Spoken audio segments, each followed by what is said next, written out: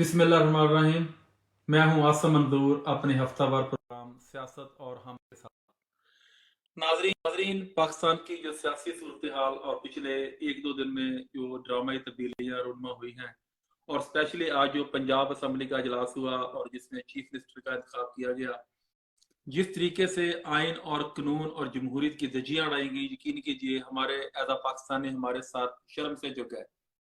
ये हमारे लिए एक बहुत ही लम्हा फिक्रिया है कि किस तरीके के साथ एक जमहूरियत का खून शब खून मारा गया, और ये पाकिस्तान के लिए नहीं हमारे अदारों के लिए एक सवालिया निशान है। आप देखेंगे किस तरीके के साथ पीटीआई को अक्सरियत हासिल थी और 186 वोट उनके पास थे, और किस होशियारी से कमाल चलाकी के साथ उनकी अक्सरियत को अकलीत में बदला गया। और ये एज अ पाकिस्तानी हमारे लिए बहुत ही अफसोसनाक और दुख की बात है।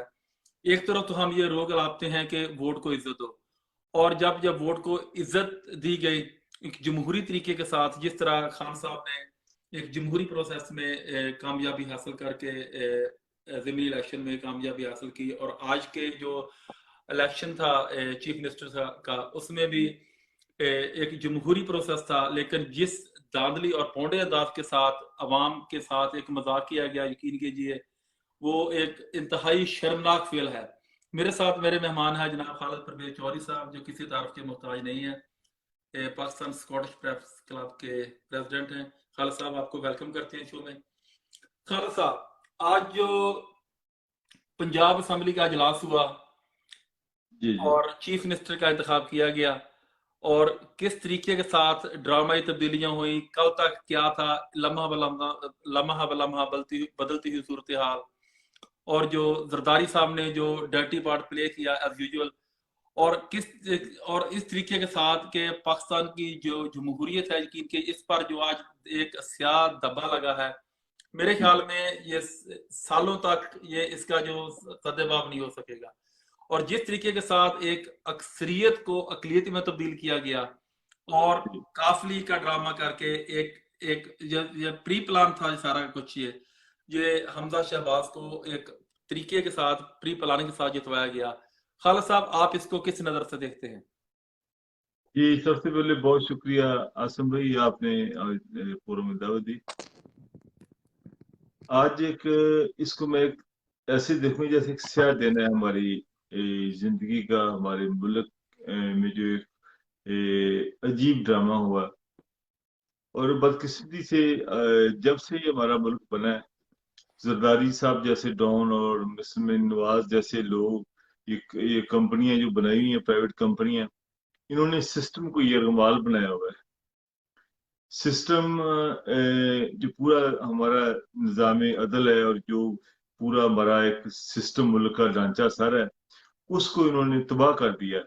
और आपने देखा है किस तरह एक सिस्टमेटिकली एक आदमी जिसकी 186 सीटें पूरी हैं, और उसके 10 वोट जो स्पीकर साहब, डिप्टी स्पीकर साहब जो कि लेटर लहरा रहे हैं कि जी लेटर आ गया। और मेरे फोन के ऊपर मेरी शिजाज साहब से बात हुई। शिजाज साहब को आप जानते हैं, वो बेचारे बोल सब, आप कैसे बोलते हैं आपको पता है, वो तो पास भी, वो तो बात की समझ नहीं आती क्या बात कर रहे हैं। अभी आजकल तो डिस्पेरिटी की पोजीशन में है, बोल सकते ही नहीं है। वो झूठ बोला उसने कि मेरी फोन पे उनसे आज बात हुई, उन्होंने मुझे कहा कि जो ये जो भी उन्होंने आज कहा, पर एक बड़ा ही शर्मनाक खेल खेला गया। और अब देखें, इसमें हर चीज जिस तरह आपने फरमाया प्री प्लान था, पूरा हर चीज जो स्क्रिप्टेड था, वो सबको पता था क्या क्या होना है। और इसके बाद जो इन्होंने मिल के तीनों जमातों ने, इससे पहले देखें इनकी तस्वीर मैंने फेसबुक पर शेयर की है, जिसमें शहबाज शरीफ साहब कह के लगाकर हंस रहे हैं, और साथ जरदारी साहब और मौलाना फजल रहमान साहब बैठे हैं। सिर्फ इनको कोई फिक्र नहीं है यहाँ पर भी डॉलर कहाँ पे पहुंच गया, मुल्क की मैशियत की क्या सूरत है, कोई पोजीशन नहीं। उनको सिर्फ ये है कि हम जो है, हमारा जो बोलबाला हो, हमारी ये हुकूमत कायम रहे। और वही कुछ हुआ जिसका खदशा किया गया था सुप्रीम कोर्ट में, तहरीक इंसाफ ने किया था कि जो डिप्टी स्पीकर है, ये डिप्टी स्पीकर आपको याद हो, ये पहले पीटीआई में थे, ये पीटीआई से मुनर्रफ होकर ये उधर गए थे। प्रॉब्लम जब लास्ट टाइम शायद आपको याद हो, ये वही वाले हैं। तो उनको इनके ऊपर एतबार नहीं था, और इन्होंने पहले खर्चा का इजहार भी कर दिया था, मगर इन्होंने जिस जुटाई के साथ आके ये ज्यादती किया, पूरी कौम को बेवकूफ बनाया, और किस तरह बैठ के ये कह दिया। देखें, अगर इसको टेक्निकली देखें ना, जो 63 है आयन के तहत, जो पार्लियामेंट्री पार्टी का लीडर होता है वो डिसाइड करता है कि हमने वोट किधर देनी, पूरी पार्टी जो बैठ के वो डिसाइड करती है। और इसमें देखें कि इन्होंने पार्टी, अपनी पार्टी का बंदा है उसको खड़ा किया वजीर के लिए, और तरीके इंसाफ की जो सारी पार्टी उन्होंने कहा कि हम आपको वोट देंगे। ये टेक्निकल बात समझिए जरा, यानी कि इस बात को जरा समझने की कोशिश करें कि अगर किस तरीके से किया अभी, यानी कि एक काफ की जो जमात है पार्लियामेंट्री पार्टी, उस सब ने मुतफिका तौर पर एक अपना बंदा उम्मीदवार खड़ा किया बहसीत चीफ मिनिस्टर, और उसकी सपोर्ट कर रही है, उसको वोट कर रहे हैं तरीके इंसाफ वाले। और कैसी मजे की बात है, पार्लियामेंट्री पार्टी की तरफ से जो बंदा रेगुलर सही लिखा है, जिसने बनाया बकायदा, प्रॉपर बोर्ड बैठा, उनकी सारी मीटिंग हुई, और उसकी मनफी कारण कौन कर रहे हैं जी? सब कर रहे हैं जी, पार्टी के सदर कर रहे हैं। खालिद साहब, अगर आप देखें कि इस पूरे सिस्टम में जो ये सारा गेम प्लान हुआ है, आप नहीं समझते कि इमरान खान को या उनकी पार्टी को एक मुनज़्ज़म साजिश के तहत पीछे धकेलने की कोशिश हो रही है? चाहे जो ऊपर से अमेरिका का प्रेशर हो, या है हमारे जो मुक़्तदर हल्के हैं उनका प्रेशर हो, लेकिन आपको भी पता है कि जो काफ लीग है, ये एस्टेब्लिशमेंट की पैदावार है। ये कोई जमहूरी पार्टी नहीं है। आपको पता होगा कि किस तरीके के साथ परवेज मुशर्रफ के दौर में ये एक एस्टेब्लिशमेंट ने ये पार्टी को बनाया था, और ये इसकी डोरियां कहीं और से हिलती हैं। ये कि जमहूरी पार्टी नहीं है। लेकिन एक तरफ तो उन्होंने बिल्कुल दो तरीके करके चौधरी शिहाब सैन और चौधरी परवेज लाई। इन्होंने सबकी आवाम की आंखों में, अपने वोटर की आंखों में धूल झोंकी कि अपना इनको फेस भी मिल जाए और उनका मकसद भी हल हो जाए। तो आपने देखा कि किस तरीके के साथ इन्होंने इमरान खान की पीठ में छुरा घोंपा है। आप क्या समझते हैं कि काफली का इसके बाद क्या फ्यूचर होगा? और क्या आपको ये नहीं लगता कि खान साहब को एक मुनज़्ज़म साजिश के तहत उनको बिल्कुल पीछे धकेला जा रहा है? जी खालिद साहब। इसमें दो चीजें हैं, मुख्तलिफ लोगों की मुख्तलिफ राय पाई जाती है। कुछ लोगों की राय ये है कि इन्हें जो तारिक बशीर चीमा है वो बहुत ही शातिर आदमी है। तारिक बशीर चीमा ने जो है उनको शुजात हसैन उनके बेटे को उनको तैयार किया कि हमने किस तरह करना है पार्टी को। सबसे पहले उसने सेटिंग की मुस्लिम नवाज के साथ। मुस्लिम नवाज ने उनको लालच दिया, जो भी दिया वो ऐसा ऐसा, मैंने इमरान खान को वोट नहीं देना करके वो एक तरफ हो गए। फिर ऐसा तो मोनू सलाई को भी साथ में मिला लिया, वो फिर करके वो एक सेपरेशन अख्तियार कर ली। ये तो यहाँ पर नजर आती है। दूसरी जो हाल इन्होंने किया परवेज लाई की, आप अगर हिस्ट्री चेक करके देखें, जब से इमरान खान की हुकूमत गिराई है, और इनके साथ पहले तो आपको पता ही मिलके ब्लैकमेल करते रहे इमरान खान को तरीके मुस्लिम लीग वाले कि हमें वजीर अला दो, वजारत अला दो। फिर मजबूरन जब खान साहब ने हाँ कर ली, कोई और ऑप्शन नहीं थी, हाँ करने के बाद जो किरदार परवेज लाई का है ना, वो बड़ा शानदार है। जरा आप चेक करके देखें, पुलिस के जरिए इसको मार भी पड़ी वहां पर, या लोगों ने गुंडों जब मारा भी इनको, हॉस्पिटल में भी रहे देखा आपने। फिर उन्होंने ये जीरक सियासतदान है ये, फिर बाहर निकल के उन्होंने ये कहा कि जी बददुआ दी। इन्होंने यानी कोई ऐसी बात नहीं की, इन्होंने सिर्फ बददुआ दी। और यही फिर इस खानदान की बात बता दूं, वो मैं जब लाहौर में काफी अच्छा मैं रहा हूँ, तो इनके पास कोई बंदा भी मिलने जा रहा था, तो शिजाज साहब हों या फरीद लाई साहब हों, और दरवाजे तक छोड़ने आते थे, बाहर गाड़ी तक, और सबसे मिलते थे। इनकी अच्छी बात ये थी। और इनके घर में लंगर खाना चलता रहता है 24 घंटे, कितों की जातों आए जितों भी आए तो मिल रहा है जी, खाना चलता पे है। यानी कि एक एक बड़ी एक यानी कि बड़ा एक खानदानी से लोग हैं। और पहली बार अब ये अंदर की खबर ये मिली है कि आपस में जो है ये याद है कि आज तो ਤੁਹਾਡਾ सारा रिश्ता खत्म हो गया। यानी कि जो आपस में डील नहीं बनी ना, आपस में इनकी नहीं सेटिंग हुए, यानी कि रिश्ते खत्म कर लिया, उन्हें अपने आप से जुदा कर लिया।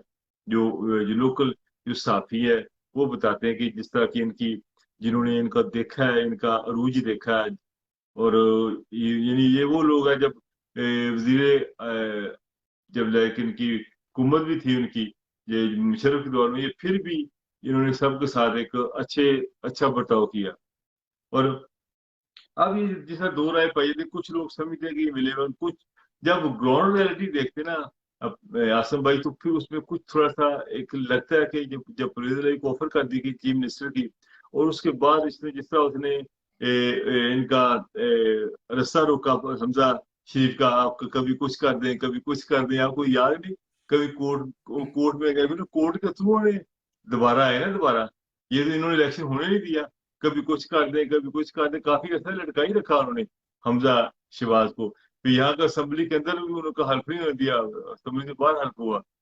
तो जब इन ग्राउंड रियलिटी में सब चीजों को देखते हैं तो फिर लगता है कि नहीं, मगर आपको पता है बहुत सारी चीजें ताकतवर हल्के जो अपना काम करते हैं, तो उसमें कुछ चीजें लगती, रियलिटी भी लगती है शायद ये रियली हो रहा है। तो मेरा नहीं ख्याल अभी कि ये उनका साथ हो, मैं भी गलत भी हो सकता हूँ, इनका आइडिया ही है, मुख्तलिफ लोगों की मुख्तलिफ राय है। अब देखना ये है अभी, अभी जो सिनेरियो है आसम मधु साहब, कि सुप्रीम कोर्ट का बड़ा अहम रोल है। अब सुप्रीम कोर्ट अगर फैसला दे देती है कि जी जिसका दोनों तरफ से वकील दलाइल देंगे, और ये कहते हैं कि देखिए जी ये किया हमारा पार्लियामेंट्री पार्टी ने बंदा खड़ा किया, वो कहेंगे जी इनके जो सदर है उनका लेटर आ गया, वो सुप्रीम कोर्ट कह देती है जी सदर का लेटर आ गया, नहीं हो सकता, तो खत्म हो जाएगा। अगर सुप्रीम कोर्ट कह देती है कि नहीं जी जेडे पार्लियामेंट्री पार्टी है, वो ये वकील साबित करते हैं कि देखिए जी ये एक पार्टी है, वो पार्टी ने, पार्लियामेंट पार्टी ने मुतफिका तौर पर हम अपना एक उम्मीदवार फेंका है, उस उम्मीदवार को वोटिंग करे तरीके इंसाफ की कारकुनान। अब एक बंदा जो पार्टी ने मुंतखब किया, वो उसको अपनी वोटिंग से महरूम कर दिया गया, क्योंकि असूली तौर पे ये एक लॉजिक बनती नहीं है। ये कोई पार्टी का सरबराह भी होगा ना, वो आप उसकी वोटिंग का राइट नहीं ले सकता। जो मेरा जाती ख्याल है, अगर तो court, I don't think so court इनके खिलाफ फैसला दे, क्योंकि कोई लॉजिक बनता नहीं है। कोई अगर पार्टी लीडर भी है, वो लेटर लिख दे कि आपने वोट नहीं डालना, वोट तरीके इंसाफ की तो वोट था ही नहीं, बंदा जो खड़ा था इनका खड़ा हुआ था ना, यानी कि तहरीक इंसाफ की तरफ से बंदा कोई खड़ा नहीं था, ये खड़ा, इसको सपोर्ट का ऐलान किया था। तो अपनी पार्टी के मुतालिक ये मेरा ख्याल बड़ा कन्फ्यूजन का क्वेश्चन है, बड़ी कन्फ्यूजन ऐसी बहुत सारे अभी टेक्निकल कानूनी पॉइंट्स हैं, जिसमें जो है मुख्तलिफ किस्म के जो लॉयर हैं, जिनमें जो है दो मशहूर लॉयर जिनका मैं टीवी पे सुन रहा था, उन्होंने कहा कि जी ये गलत हुआ, मेरा ख्याल चैलेंज हो जाएगा। उसके बाद अभी डिपेंड हुकूमत करता है, एतजाज ने भी कहा कि अगर तो सुप्रीम कोर्ट क्या फैसला दिए, सुप्रीम कोर्ट के ऊपर डिपेंड करता है कि कौन सा, दोनों वकला, दोनों पार्टी अपना मौकफ देंगी, उसके बाद पता चलेगा। ये पता नहीं कितने दिन कैसे चलता है। सम टाइम आपको पता है कि रात को 12 बजे अदालतें खुल जाती हैं, बहुत कुछ होता है और भी सेटल्ड होता है। वो बेचारे जो चीफ जस्टिस साहबान है, वो भी मौके की नजाकत को देखते हैं क्या करना है। अब उनकी तरफ से प्रेशर है, ऊपर से खान साहब ने भी, जिस तरह आपको पता है लिबर्टी में, कराची में, हर जगह जगह जो लोग एहतियाज के लिए निकल आए हैं। तो बड़ा एक इसका आखिरी हल जो है ना असम्भव, वो सिर्फ इलेक्शन है। देखिए डॉलर 232 के ऊपर पहुंच गया, कहाँ पर ये 60 रुपए का होता था, 70 रुपए का, आपको पता है। खाला साहब, हमारे एक पाकिस्तान का जो पॉलिटिकल सेटअप है, इसमें एक ये बहुत बड़ा कंसर्न है कि जो पंजाब की हुकूमत जिसके पास होती है वो मरकज में हुकूमत बनाता है, क्योंकि जी पंजाब बिल्कुल। बड़ा भाई है और पंजाब की जो कौमी असेंबली में सीट्स हैं वो जी जो ओवर 60% जो है वो पंजाब से बिलोंग करती हैं। तो जी खाला जी साहब, क्या आपके ख्याल में अगर आप थोड़ी सी बिगर पिक्चर में देखें, नवंबर में जी एक बहुत बड़ी अहम तकरीरी होने जा रही है चीफ ऑफ आर्मी स्टाफ की, जी और वो जो सिटिंग प्राइम मिनिस्टर होता है वो करता है।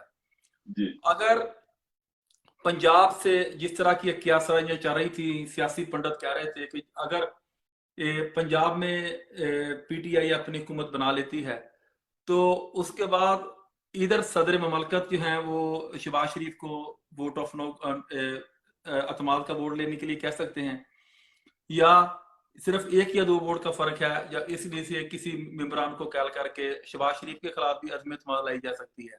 ज्यादा चांसेस ये थे कि सदर ममलकत जो हैं वो शहबाज शरीफ को अतमाद का वोट लेने के लिए कहते हैं। जिस तरीके से ज़िमनी इंतखाबात में पीटीआई ने क्लीन स्वीप किया है, उनको विक्ट्री हुई है।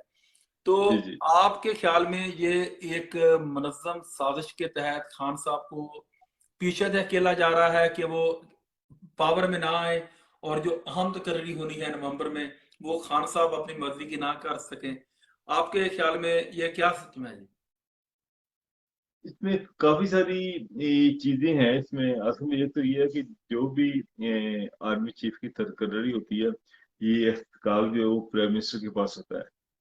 तो जिस तरह इनकी अपने ही आपको मैं याद करूँ, इनकी जवेद लतीफ साहब ने कहा था कि उनसे जब सवाल किया गया आपने ये क्यों हुकूमत खांसी की कराई, उन्होंने कहा जी हमें जब ये इलेक्शन पंजाब का जीता है, उन्होंने कहा जी हमें बंद कमरों में बिठाकर हमें ये कहा गया था कि जी अगर आपकी हुकूमत ना बनी तो दोबारा एक किसी ऐसे बंदे की तकर्री हो जाएगी, तो उसके बाद फिर आपको बहुत हार्ड टाइम देखना पड़ेगा। फिर खान साहब किसी की बात नहीं सुनते। फिर अभी तो हमने आपको एनआरओ जो दे रखा है, और जब वो तकर्री इनकी जो इनके बंदे की तकर्री हो जाएगी, जिसको ये चाहते हैं उसकी तकर्री हो जाएगी, तो उसके बाद फिर हम भी बेबस हो जाएंगे। या आप अभी जो भी करना भी अभी करो। अब बकौल उनके, अब देखिए ये उनके जो है जो लाइव टीवी को भी कह रहे हैं, देखिए अदारों को खुद घसीटती हैं अंदर अदारों को। तो उन्होंने कहा, तो उनके कहने के ऊपर हमने की। ये सारा मलबा जो है अब उस तरफ मूव कर रहे हैं आर्मी की तरफ। तो जो आर्मी का जो एक प्रॉपर तरीका जो है ना, वो ये होता है कि जो सीनियोरिटी बेसिस के ऊपर जो उनके एक जो फौज बड़ा एक मुनज़्ज़म अदारा है, इनका एक तरीका कार है, लिखा हुआ है आइन में, तयशुदा है कि सीनियोरिटी बेसिस के ऊपर किसको लाना है। मगर बदकिस्मती ये है कि चूंकि हमारे जब सियासतदान इस किस्म के आ जाते हैं, तो वो फिर कोई ना कोई अपना रोल अदा करते हैं। वजारत दफा होती है, उसमें भी कोशिश करते हैं। जिस तरह जनरल जियाउल हक जो थे, उनको ये लेके आए थे, भुट्टो साहब आ गए कि ये मेरा बंदा है, क्योंकि उसके बाद फिर क्या हुआ फिर आपके सामने ही है। तो वो मुशर्रफ साहब को कौन लेके आया, वो आपको पता है कि उनके साथ फिर आगे कैसे बात बनी, चलती गई। पर कुछ लोग समझते हैं ऐसे, किसी को लाते वक्त के लाने को आसान कर रहे हैं कि हम आपको लेके आ रहे हैं, तो आपने अब हमारे ये काम करने हैं। तो उसका फिर मिस यूज होता है मुख्तलिफ तरीकों से। तो जो प्रॉपर जो आइन में तय है, वो तो सीनियोरिटी बेसिस के ऊपर ही होना होता है, उसका तरीकाकार तो यही है। मगर जो प्राइम मिनिस्टर है, उसको कि जिससे फॉर्मेलिटी बनी है कि उसे समरी के ऊपर साइन करना है, उससे पूछना है कि ये हम इनको रख रहे हैं, वो एक तरीकाकार है। मगर सीनियोरिटी जो बेसिस है ना, तरीकाकार तो वही है। मगर ये उसको पिछले वाले बंदे को आगे ले आते हैं, क्योंकि सिस्टम है, सियासी निज़ाम है, बहुत सारे इसमें ऐसे लो पोल है, जिसको आगे करके बहाने बना के किसी को जिसको oblige करना चाह रहे हैं उसको आगे ले आते हैं। अब देखें पुलिस वालों में भी ऐसा, जिसको ये कर लेके आते हैं, वो कहते हैं ये इन्हों का बंदा है। तो ये चाह रहे थे कि क्योंकि जिसके साथ खान साहब की का तल्लक था ना, इनकी ख्वाहिश थी कि वो ना आए, क्योंकि कभी कभी ताकतवर हलकों के अंदर भी ग्रुप्स होते हैं, और फेवरेट और नॉन फेवरेट होते हैं। मगर हमारा असल में हमारी जो फौज है ना, बहुत जरूरी है हमारे मुल्क के लिए, हमारे मुल्क के दफा के लिए। तो यही फौज है, ये जो हमारे सियासतदानों को कंट्रोल करती है, यही फौज है जो बैरूनी दुश्मनों को कंट्रोल करती है। और यही हमारी आईएसआई है, जो जिसने आपको पता अफगानिस्तान में पूरी दुनिया से एक ही सियासत एजेंसियां थी, मगर जो जो इन्होंने कामयाबी से काम किया है, वो उसकी बकायदा पूरी दुनिया तारीफ करती है कि नंबर 1 एजेंसी मानी जाती है हमारी एजेंसी। तो असल में ये तो सिलसिला ऐसे ही चलेगा। तो बाकी आपको पता है हमारा निज़ाम ऐसे ही है। निज़ाम के अंदर ये सियासी पार्टियों ने एक सियासी कंपनियां बनाई हुई हैं, खरीदो फरोख्त जारी है। और जरदारी साहब की जब तक जिंदगी है, तो हमारे मुल्क में यही चलेगा। उसकी जिंदगी के बाद शायद कुछ चेंजिंग आ जाए। और जब जरदारी साहब हैं, उन्होंने अरबों खरबों, हजारों अरबों खरबों में लूटूंगा मैं, पैसे जमा किए हैं। जब जरूरत होती है, 2 मजदा गाड़ियां आयती हैं पैसों के साथ भरी, तो फिर वो तकसीम करते हैं। तो फिर अरबों के साथ तकसीम पैसे करते हैं, वो कोई ना कोई चक्कर दे के वो अपना काम हमेशा ही कोई ना कोई कर लेते हैं काम। मगर अब देखें, अगर अभी अभी चूंकि प्रेशर बिल्टअप होगा, अभी चूंकि अदालतों के ऊपर भी प्रेशर बिल्टअप होगा, जब ज़ाहिर पूरे पाकिस्तान में लोग बाहर निकलेंगे, अपना एहतियाज करेंगे, अदारे भी कुछ जब ज़ाहिर है कोई रिलीफ देंगे, कुछ कोई बात समझ में आएगी तो रिलीफ देंगे ना। ऐसे तो रिलीफ नहीं करेंगे कि जिसमें कोई वजह, कोई साबित, कोई वजह वजह एक्शन होनी चाहिए। जब ये कहेंगे बाई लॉ किसी भी सूरत डिप्टी स्पीकर उनका ये हक नहीं ले सकता कि वोट आप कॉस्ट ना करें, किसी भी लॉ के तहत। तो उसके बाद अभी क्या है, सुप्रीम कोर्ट ने भी फैसला करना कि वो हेड ने रोक दिया कि आपने तरीकन, हेड रोकेगी कि आपने वोट तरीके से आपको नहीं करना। मगर वो हेड ये भी रोकना कि आपने वोट मुस्लिम काफ को नहीं देना, काफ का जो बंदा खड़ा है उसी अपनी पार्टी का बंदा, उसको नहीं देना। तो ये बड़ा तजाद है। मेरा ख्याल है कि आसम भाई ये वैसे खत्म हो जाएगा काम, ये वापस ये तरीके इंसाफ भी वापस आएगी।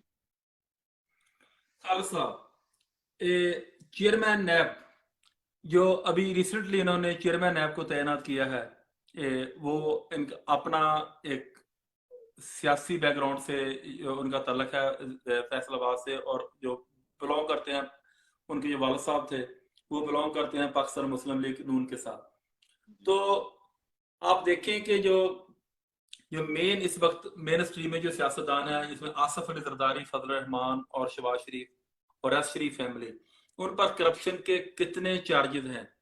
और जी आप देखें कि वो जो नैब थी, आप तो उन्होंने उनके पार काट दी हैं, वो किस तरीके के साथ उन्होंने बहुत मैनेज किया, और इनके केस जो थे उन्होंने हाईलाइट की, वो बिल्कुल एंड तक चले गए थे। बस कुछ में उनको सजाएं होने वाली थी, जिस तरह आप शहबाज शरीफ की मिसाल ले लें कि बिल्कुल एंड पर था, जिस दिन उसको प्राइम मिनिस्टर इलेक्ट किया गया उस दिन उसको कोर्ट से सजा होनी थी। तो जी अब जो नैब का नया चेयरमैन आया है, आप देखें कि आप उससे क्या तवक्कात रखते हैं।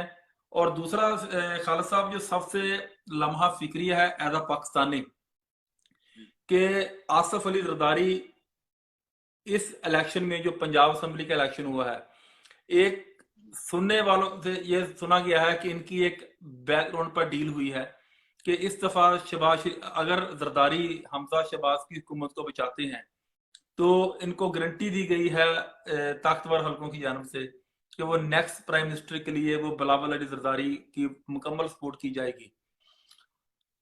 खालिद साहब, सिंध का जो सारे का सारा बजट है, वो आपने देखा कि किस तरीके के साथ एक आम एमपी की जो कीमतें थी वो 50-50 करोड़ तक लगाई गई, और आखिरी लम्हात में 1-1 अरब तक भी एक एमपी को खरीदा गया।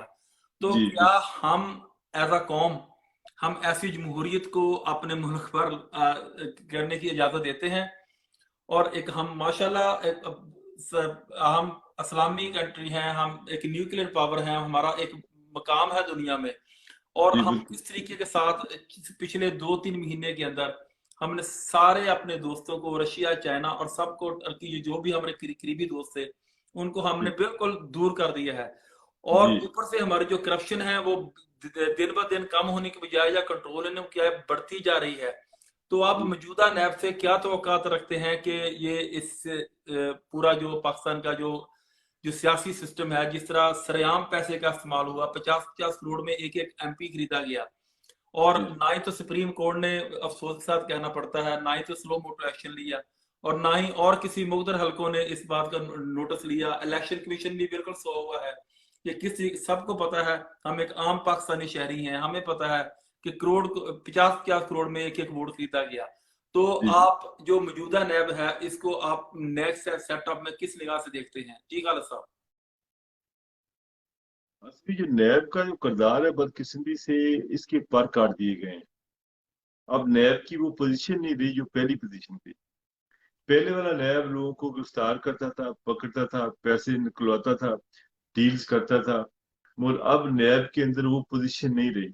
नैब को जिस तरह कह दिया 50 करोड़ से जो वो कम वाले लोग हैं वही केस ले सकेंगे, 50 करोड़ से ऊपर वाले जो 50 करोड़ की जो करप्शन करेगी उसकी वो नहीं ले, उन्होंने वो हाथ रख दिया है।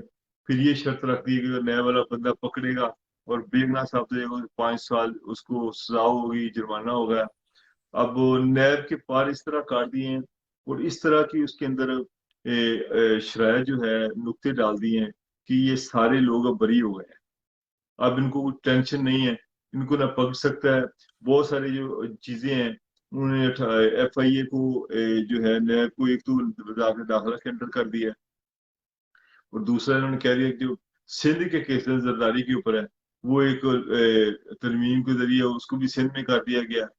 जो नया जो भी नैब चेयरमैन आया आया आता है ना असम भाई, वो उसका तरीकाकार ये होता है कि पहले ऑपोजिशन लीडर और प्राइम मिनिस्टर दोनों आपस में मुशावरत करते हैं। अब ऑपोजिशन लीडर कौन है आपको पता है? जो तरीक इंसाफ का की तरफ से एक लोटा है वो है। और उसको उन्हें प्रेसिडेंट बना दिया, राजा रियाज क्या नाम है उनका। वो उसको अब उसको उसकी मिशावरत से आप ये अंदाजा लगा लें कि किसकी मिशावरत किसकी की है। जो सबसे बड़ी पार्टी है पंजाब पाकिस्तान की वो तो सीखने के बाहर आ गई है और उन्हीं का एक जो लोटा है वो वापस उसको उन्होंने बुला दिया, तो ओवरसीन लीडर बुला दिया। उसके मशवरे के साथ इन्होंने देखे सिस्टम कैसे चला रहे, उसके मशवरे के साथ इन्होंने कर दिया जी एक बंदा लगा दिया चेयरमैन नैब। उनको पता है कोई भी लगा दे चेयरमैन नैब, अब उसकी वो हैसियत ही नहीं रही ना, पहले वाली ताकत नहीं रही। अब वो चीजें नहीं रही। अब नैब बन गया, अब नैब अपना आप दिखाएगा छोटे मोटे लोगों को। जो जो बड़े असल में जितने भी कानून ये लोग पास करते हैं ना, अपनी जात को जो है ना मखलूत नजर रखते हैं, उसको देखते हैं कि हमने हमें क्या फायदा। अब जो मेन जो चीजें थी ना, अच्छा खान साहब ने बड़ी कोशिश की नैब के जरिए इनको दबाया जाए, जेल में भी रहा है, मगर फिर भी वो कुछ ताकतवर हल्के नहीं चाहते थे कि इनको NRO जो है मिलना चाहिए। वो चाहते थे कि इनको NRO ऐसे ही दिया लमकाई रखे, कुछ कहीं ना। फिर वो खान साहब ने कहा अपनी तकरीर में कि मैं बेबस था, मैंने कोशिश की, लेकिन कोशिश खान साहब ने वाकई की। इनको सबको जेलों में डाला। आपको पता है ये लाठी लेके फिर रहा था जरदारी, और जो इसकी कमर दर्द ठीक नहीं हो रही थी, नवाज शरीफ बाहर भाग गया। कोशिश इसने बड़ी की, यानी कि नफ्सियाती तौर पर बड़ा दलेर आदमी है और नफ्सियाती जंग में इसने बड़ा मुकाबला किया। वाकई इसमें कोई शक नहीं है, अभी भी कर रहा है। और अब देख लें कि अब जो बहुत सारे केसेस FIA को दे रही है। FIA तो आपको पता है वैसे ही FIA को दारा है और इनकी मुट्ठी में होता है, FIA के अंदर नीचे होता है, तो वो तो इतना स्ट्रांग भी नहीं होता। नैब का तो वैसे अब जो इसका किरदार क्या है उसमें तो पहली बार खान साहब के दौर में कितने 800 अरब रुपया इन्होंने जो है प्रॉपर्टी सेक्टर से और मुख्तलिफ सेक्टर से और तबके वालों से लोगों से लेकर जो है जमा किया। मगर जब से ये इससे पहले पिछले मेरे 25 साल से इन्होंने 800 अरब नहीं किया। 25 साल में इन्होंने मेरे 300 अराउंड कितना तो मुझे याद नहीं किया इसने। अपने सिर्फ 3.5 सालों में 800 से दुगना तिगना कर दिया, इतना ज्यादा किया। मगर अब वो बात नहीं रहेगी। अब नैब की वो ना ताकत रही है ना बात रही है, उसके दांत निकाल दिए गए हैं। अब नैब के कुछ तो ना नहीं है, बिल्कुल आसफ भाई तो नहीं है कुछ करेंगे। तो जैसे ही इन्होंने कानून इस तरह का कर लिया कि इनको अब सुकून ही सुकून है। हालांकि इसका फायदा खाली इनको नहीं है, लेकिन साहब को भी इसका फायदा है। ये नहीं कि खाली ये फायदा ही हासिल करेंगे, उसको इंजॉय तरीके साहब भी इंजॉय करेंगे इसको। खालसा, आप जिस तरह ये इमरान खान का जो है मैंडेट को चोरी किया गया, हम सब जानते हैं एज पाकिस्तान ने। और मेरी आज कई दोस्तों से बात भी हुई, यकीन कीजिए हर कोई जो सच्चे पाकिस्तान से प्यार करने वाले हैं वो बिल्कुल पार्टीबाजी से हटकर इस बात को उन्होंने महसूस किया है कि इमरान खान का जो मैंडेट है वो चोरी किया गया है। तो खालिद साहब, आप खान साहब के पास कौन से ऑप्शन हैं? क्या ये सुप्रीम कोर्ट में जाएंगे और पिटिशन फाइल करेंगे, या ये अवाम को सड़कों पर लाएंगे, या लॉन्ग मार्च का ये कोई लाहेअमल भी फ्यूचर प्लान में इनके कर सकते हैं? इस जवाब देने से पहले एक बात प्लीज कीप इन माइंड कि कल मौलाना फजल रहमान ने एक इंतहाई सनसनीखेज बयान दिया है। उसने कहा है कि हम पीटीआई के लिए कारकुनों के लिए जमीन को इंतहाई गर्म कर देंगे, और जो यूथ के लोग हैं वो इतने नाजुक हैं कि हम उनके पांव जला देंगे। तो क्या ये सब कुछ प्री प्लान लग रहा है कि उनको पता था कि कल के इलेक्शन का क्या रिजल्ट होना है, चीफ मिनिस्टर के इलेक्शन का, और खान साहब एहतियाज की कॉल देंगे? तो उन्होंने मौलाना फजल रहमान को ऑलरेडी खान साहब के जो क्राउड है उसके मुकाबले में ला खड़ा किया है। तो खान साहब के पास कौन सी ऑप्शन है कि आप ये सुप्रीम कोर्ट में जाकर पिटिशन करेंगे, या ये अवाम को सड़कों पर लाकर, या लॉन्ग मार्च की कॉल भी दे सकते हैं? जी खालिद साहब। अच्छा, असल में बात ये कि सबसे पहला ऑप्शन वो इस्तेमाल कर रहे हैं सुप्रीम कोर्ट का। और अपनी तकरीर में भी बार बार वो ये कह रहे हैं कि जी मैं पुरअमन जो है एहतजाज की कॉल देता हूँ, और ये एक जमहूरी हक है। और साथ ही साथ उन्होंने सुप्रीम कोर्ट जाने का ऐलान कर दिया, और सुप्रीम कोर्ट में जाएंगे। उसके बाद जो उसकी सुप्रीम कोर्ट के फैसले के बाद ये फिर फर्दर लाया अमल, जो ऐलान करेंगे कि हमने हमने क्या करना है। क्योंकि जिससे उन्होंने कहा कि शायद अभी जो जो ज्यादती भी हो रही है, शायद मेरे बस में ना हो, जब लोग बाहर निकलेंगे मैं शायद कंट्रोल ना कर पाऊँ। ये उन्होंने कल की तकरीर में मेरा उन्होंने कहा था कि अगर ज्यादती की गई तो शायद मेरे कंट्रोल में अवाम ना हो, जो यंग जनरेशन मेरे कंट्रोल में ना हो, कि लोगों को बहुत गुस्सा है। और लोगों को चूंकि शऊर आ चुका है, उन्होंने एक किस्म की जो अदारों को जो खुले लफ्जों में ये धमकी दी है कि अगर भी जिस तरह ज्यादती की गई, अगर इसका साथ दिया गया, जिस तरह पंजाब में ज्यादती हुई है, इनका वजीरा नहीं, उनका राइट बनता था, नहीं बनने दिया गया, और वही रहने दिया गया, तो उसके हवाले से उन्हें धमकी भी दी। और अगर वो हड़तालों की तरफ निकलते हैं, बाहर निकलते हैं, तो उनको एक तरफ से नुकसान भी है। वो ये नुकसान ये है कि इतनी गर्मी में लोग बाहर नहीं निकलेंगे, और बाहर निकलेंगे भी बेचारे जो नौकरी पेशा लोग हैं, तो पीटीए के लोग जो है वो मतलब जो दरमियाने तबके के लोग हैं, वो ज्यादा बड़े अमीर तबके के लोग नहीं है। और जो इस तबके के लोग हैं, जॉब करते हैं, शाम को निकलाते हैं उसके लिए के लिए। फिर इनका ये अगर सर्दियां थी ना, सर्दियों में कुछ माहौल और होता है कि ज्यादा देर खड़ी हो भी सकता है, गर्मियों में थोड़ा डिफिकल्ट है। अब ये ऐसा ऐसा प्रेशर बिल्टअप करेंगे, फिर यही करेंगे कि ये बड़े बड़े जलसे करेंगे, फिर लॉन्ग मार्च का ऐलान इसलिए नहीं कर रहे कि पिछली दफा जो उनके साथ ज्यादतियां हुई, और जिस तरह कि आपको पता है लोगों के घरों के अंदर छापे मारे गए, और चार दीवारी का तकद्दस पार किया गया, किस तरह डॉक्टर जो है राशिदा, उनको बेचारी को किन तरह इस उम्र में 7 से 60 की उम्र है, उनको सब शिदत किया है, गाड़ी से निकाला गया, और बहुत सारी जगह पे उन्होंने किया। अब खान साहब थोड़े से उससे जो है, देखिए लोग एक्सपेक्ट कर रहे थे शायद खान साहब जो आज की तकरीर है बड़ी जो है जारहाना तकरीर करेंगे, मगर उन्होंने उन्होंने इस सारी नौयत को समझते हुए महता महताब तरीके से अच्छे अल्फाज में जो तकरीर की। और उसके बाद सुप्रीम कोर्ट के जो है के हवाले से उन्होंने रिक्वेस्ट की कि सुप्रीम कोर्ट इसका नोटिस ले, और जिस तरह वो जा भी रहे हैं, बड़े अच्छे तरीके से वो खेल रहे हैं, अभी तक भी अच्छे तरीके से वो खेले। अभी उम्मीद ये है कि ये जो खान साहब है अभी आने वाले वक्त में जो है एक ऐसा काम नहीं करेंगे जिससे कि उनकी मकबूलियत में कमी आए। और बाकी अभी शायद एक और भी पीटीआई के अंदर सोच पाई जाती है, कुछ लोग इनके अंदर पीटीआई के अंदर, उनका ये कहना है कि खान साहब आप जल्दी ना करें, इनको ऐसे ही रहने दें, क्योंकि 1 साल तक जो भी महंगाई हो रही है, माशरत का हालात बुरे हो रहे हैं, लोगों की नफरत और बढ़ेगी, और उसका फायदा जो अल्टीमेटली खान साहब को ही होगा। जब इलेक्शन आएंगे तो इलेक्शन में लोगों ने इनको देख लिया है कि जहां पर अभी खान साहब ने एक महंगाई का तो जो तूफान जो था वो सारा किस तरह कंट्रोल किया हुआ था। अब कैसे कंट्रोल किया हुआ था, आसफ भाई ये खुदा की जात जानती है, अल्लाह ताला की उनके साथ मदद थी। अब देखें ये खान साहब थे जो डॉलर 160 पे 160 के चिरंजा पे था, अब देखें 230 के ऊपर चला गया। अब देखिए पेट्रोल कहाँ पे था, अब पेट्रोल 200 से ऊपर चला गया, यानी कि अब दुगनिया चीज की कीमत दुगनी से ज्यादा होती जा रही है। घी और तेल पेट्रोल लगा ले, हर चीज की कीमत जो काम पहुंच गई। मगर ये खान साहब ने जिसने हर चीज को कंट्रोल किया हुआ था, मुकम्मल इनके हाथ में कंट्रोल में था। और देखें अब यही खान साहब बाहर निकले हैं, तो अब पूरे मुल्क में अफरा तफरी है, गैर यकीनी की सूरत हाल है।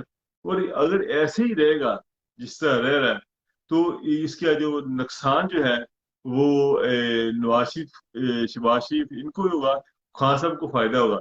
और खान साहब को जो इसके अंदर कुछ हल्का है ना, वो हल्का इनके जो साथी है कुछ, वो उनका ख्याल है कि इनको अभी अब चलने नहीं ऐसे ही।